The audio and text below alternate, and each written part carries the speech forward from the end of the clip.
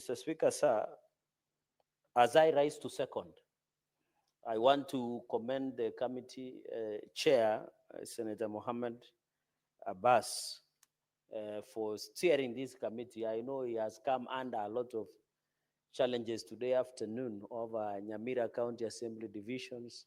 In fact, Mr. Speaker, sir, the most important committee in this house, apart from any other committee, should be the Committee of Devolution and Intergovernmental Relations. Because under Article 96, the role of the Senate is to protect and promote the interests of counties. The most highly sought after committee should be devolution. And of course, Public Accounts Committee and the rest can follow suit. I don't know which committee was Senator Metu taken, but maybe when he will be submitting, he will inform the House which committee is serving with a lot of distinction. Mr. Speaker, and therefore, I've read the report. I am happy that the committee tried the way of doing it in kienyeji or localizing and bringing them together in last year, 2024. Mr. Speaker, because the county cannot function without a deputy governor. The reading of article election of governor and deputy governor is Article 180. In fact, the deputy governor and governor are conjoined like CMS twins. It is like the president and the deputy president, because you elect them on the same ballot paper, but they are not co-governor, Mr. Speaker. So the point is that the law envisages that there should be no vacuum in the office of the governor in case, God forbid, the governor dies in office or incapacitated or incarcerated as the provisions of Article 182 on the vacancy of the deputy office of the governor. So, Speaker, we're having problems with deputy governors. You remember the deputy governor of Siaya was brought here. Fortunately, the House ensured he survived, Mr. Speaker, and we are told he has not accessed his office up to date. Because when we failed to impeach him as a House of the Senate, the deputy governor of Siaya is yet to resume or assume his duties, even access to the salary functionality of the office. But the intention of the drafters of the Constitution is that there should be no vacuum, because existence of vacuum in such office as the governor creates a lot of, even peace and instability becomes a problem in that county, Mr. Speaker.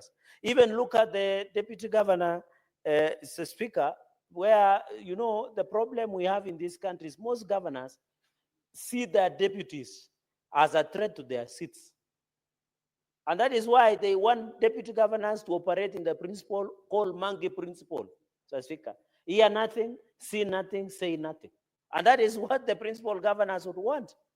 If a deputy governor rises and opposes, and you have seen, and I want to challenge the deputy, the devolution chair to look even the issue of Siaya, Mr. Speaker.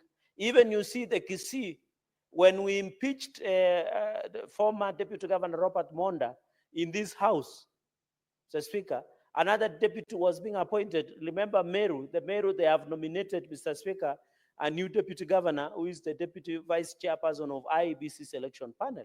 So the deputy governors having a challenge. My only advice, because I remember, Mr. Speaker, we were with you in the last session, there was even a legislative proposal that deputy governors should be given jobs. But I want to advise deputy governors, just be a deputy. If you want, just read a newspaper, come to the office, read a newspaper, get the directions of the governor and go home. So that is what, because you are principal assistant, so Speaker, the standing orders does not allow point of order during the seconding of a motion. It doesn't allow unless. Gloria, what is your point of order? Mr. Speaker, is it in order for the Honorable Senator Cherargei in this upper house that protects devolution to allude that deputy governors have got no work and should therefore just come to office to read newspapers if they want to survive their terms? Is it in order, Mr. Speaker? Because this is the upper house in charge of devolution in its entirety, including the deputy governor's roles in devolution.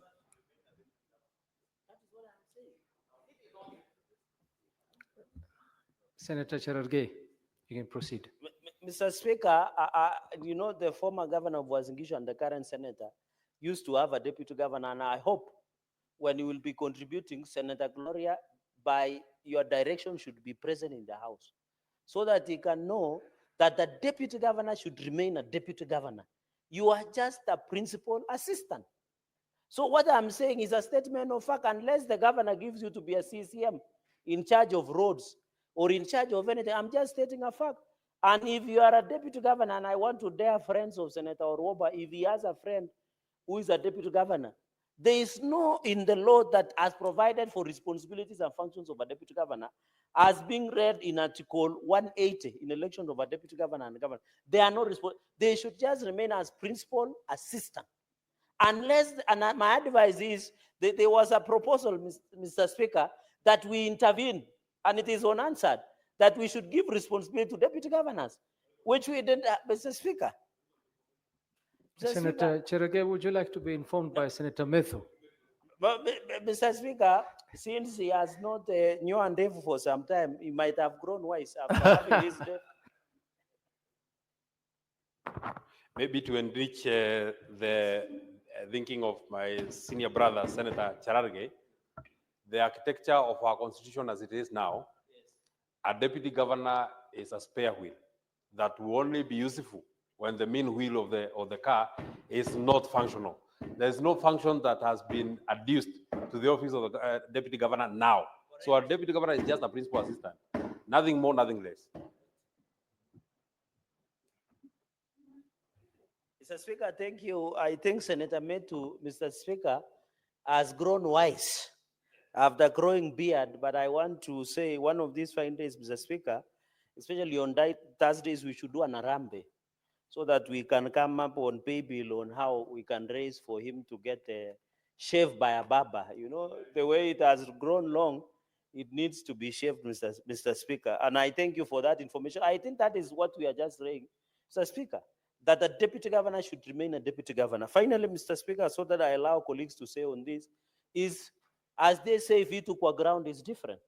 As I talk to you, the governor of Trans Nzoia, Governor George NATEMBEYA, and Deputy Governor Mary Kapkori Philomena Kapkori don't see eye to eye. So things have gone back to default settings again. Mr. Speaker, you know why? Because the current governor of Trans Nzoia, Governor George NATEMBEYA, this is a side effect of his tribal undertones. If you see most of his videos, he is creating tribal rift in Trans Nzoia. Yet Trans Nzoia, Mr. Speaker, is a cosmopolitan county. And this is the undertones of, Mr. Speaker, of tribalism that the governor is perpetuating in Trans Nzoia, Mr. Speaker. And therefore, I want to challenge the devolution committee that you need also to ensure that the governor of Trans Nzoia is held to accountable in some of the issues that he's saying in public. And I think, Mr. Speaker, the colleague leaders who are female should come out strongly, because this is another form of femicide. This is another form of femicide, Mr. Speaker. Because if you find a governor is undermining a lady or a woman who is a deputy governor, that governor is promoting femicide in our country. And therefore, the little I have seen governors who are deputy governors as women, they have enjoyed cordial working relationship, Mr. Speaker. But when you get a governor like George NATEMBEYA undermining the operation of his deputy governor, Dr. Philomena Kapkori, is also a form of femicide. It is also a form of women harassment. And it is endangering. And I hope the Senator Oroba is listening to this. It's endangering women leadership. It's promoting femicide against women. Because if we are undermining, and any man who undermines a woman is not a man. Let me say this with a lot of tremendous respect. No, it's not a womanizer, I think. Eh? I think Senator. I don't know whether Senator Westbrook, that's not a womanizer. A womanizer has a different thing. Has a different meaning. Mr. Speaker, Mr. Speaker, you cannot define it that way, Mr. Speaker. I think that's the harsh way of defining. Mr. Speaker, any man who undermines a lady or a woman is not a womanizer, is a threat to womanhood. Mr. Speaker, because this country, we are trying to encourage women leadership. And Mr. Speaker, you saw that there were 2 women leaders from your county, Mr. Speaker, and I wish to have your attention, Mr. Speaker. Mr. Speaker, and therefore the governor of NATEMBEYA must be called out. And I want to advise Governor NATEMBEYA for free. You know, his work is to ensure there is proper development in Trans Nzoia. As we talk today, I led a delegation of ICT and we visited Trans Nzoia late last year. The collection of revenue in Trans Nzoia, Mr. Speaker, is very pathetic and poor, where money is getting into the individual pockets, Mr. Speaker. The roads are very pathetic in Trans Nzoia. The public service in Trans Nzoia has been weaponized and tribalized for political expediency by the governor, Mr. Speaker. I have seen even he's fighting the women representative by the name Lillian Sioi, Mr. Speaker. So, Speaker, and therefore, the governor should accommodate women leadership. The only thing he can do, we are not saying Governor NATEMBEYA should babysit his deputy. We are saying allow the office of the deputy governor to operate optimally, Mr. Speaker. And we should encourage women leadership. And I want to ask women also in leadership, they should be responsible. I saw 2 women leaders from your county, Mr. Speaker, and I hope you'll find time during this weekend to host them for a cup of tea and guide them. Mheshimiwa Umira and Mheshimiwa Senator Falah Deko. I know the Speaker of the National Assembly has meted out serious punishment against them. But we want to ask women leaders also in position of power to be responsible, to be respectful, to ensure that they carry themselves with dignity. So, Speaker, we want to ask to be responsible. Is there anything out of order to ask people to be responsible? No, I don't think so, but let's hear what she has to say. What's your point of order, Senator Gloria? Mr. Speaker, I appreciate what Cherargei is trying to do here, but Mr. Speaker, Senator Cherargei is out of order because he's actually casting aspersions. He's alluding to the fact that some of the women legislators and women leaders are actually out of order, disrespectful and all that. Standing order number, not 105, 105 is statement of facts. The standing order, nowadays I know the standing orders. The standing order of casting aspersion on a fellow senator or leader, Mr. Speaker, that is the one I'm standing on. And Mr. Speaker, I want to advise Senator Cherargei, as he executes his point, although I find it very suspicious that he's trying to discuss 2 legislators who don't even belong in this house. And without their presence, we might not even know what transpired. We are all waiting to hear through the Powers and Privilege Committee, Mr. Speaker, which I have had experience with. So, Mr. Speaker, I would really want Senator Cherargei to tread carefully and, if possible, just avoid going that direction, because unless he's sitting in that Powers and Privilege and he has facts, Mr. Speaker, we are all still waiting to see that report so that we can know what transpired. Thank you, Mr. Speaker. Mr. Speaker, under principles of evidence, Mr. Speaker, under principles of evidence and law of evidence, there is what we call judicial notice by public. What the Speaker of National Assembly pronounces in the public domain, that Senator Falhada, as the access to Parliament has been denied for 90 days. There is judicial, and I am asking women to be women in leadership, to be responsible, to be respectful. Even men and young men like Senator Eddie should also act responsibly and respectfully, Mr. Speaker. And therefore, women must be responsible and respectful. And I hope, Mr. Speaker, when during the weekend, you should invite the 2 Weshimiwas to your house and ensure there are elders from Garissa to sit them down and teach these women how to lead with a lot of respect. Mr. Speaker, finally, as I finish to second, Mr. Speaker, Can I be Senator- protected from No, harassment? Senator Gloria, you already stood on a point of order. Mr. Speaker, You cannot speak on the same matter twice, Can I Senator. be protected from harassment? But you've already spoken on your point of I order. have, and I've had, And we have listened to you. So let And I Senator have- Cherargei conclude. and I have agreed to her advice. And that is why I'm saying all leaders, including women, should be responsible, including Senator Eddie, who is a young man, including presidential candidates, Senator Okia Omtata, should act responsibly. That's what I'm just saying. And as our norms and culture, I'm requesting you as the Speaker of this House to convene the meeting with two Eshimiwas and elders from Garissa to ensure that matter is resolved amicably. And that is the leadership we want. Finally, Mr. Speaker, the issue of Governor NATEMBEYA must be dealt with precisely. Governor NATEMBEYA should tread carefully. We know Mount Yelgon, Mr. Speaker. There has been conflict. We cannot allow Governor NATEMBEYA, and I want to challenge NCIC to look into the inflammatory statements of incitement that the governor is making. I know he wants to score points by attacking the president. And I can assure you before the end of this year, from the way he's operating with arrogance and promoting tribalism in Trans Nzoia, he will be impeached. And we shall come and confirm that he's impeached like the former governor, Kawira. And you know he's operating like the same Governor Kawira, ensured the promoted strife and disorder in Meru. And that is what sent her home. I can see Governor NATEMBEYA is using the same strategy of bringing strife and division within Trans Nzoia. Some of us have relatives in Trans Nzoia. Trans Nzoia is a cosmopolitan county. He should only stick to matters of county. He should stop playing national politics, Mr. Speaker, where they need for, Mr. Speaker. And therefore, I want to ask Intergovernmental Technical Committee to assist this deputy governor, Mr. Speaker, to ensure that deputy governor has access. This is a woman leader that should be respected, Mr. Speaker.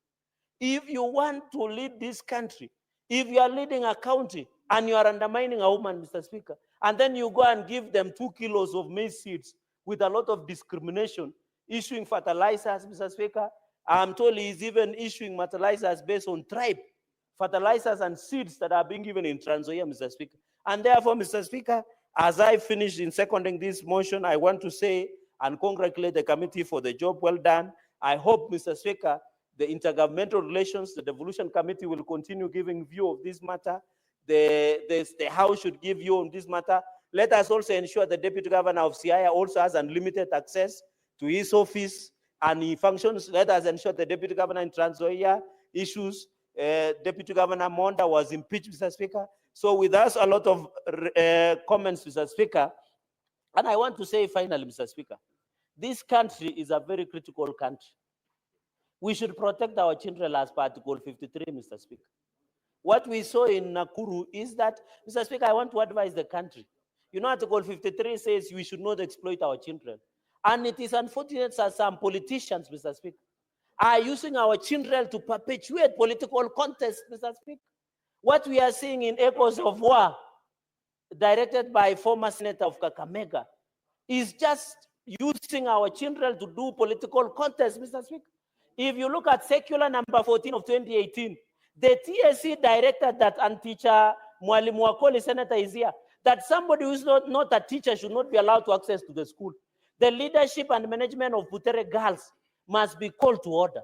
The TSC must be called to. How can you allow a stranger to enter into school to train children without being a TSC, Mr. Speaker? I am challenging. It's very unfortunate and unconstitutional, Mr. Speaker. We should be ensured that even as we allow play, Mr. Speaker, for us who went to good schools at Kapsabet Boys, we should use, Mr. Speaker, to further cohesiveness, stability in our schools. With those many remarks, Mr. Speaker, I beg to second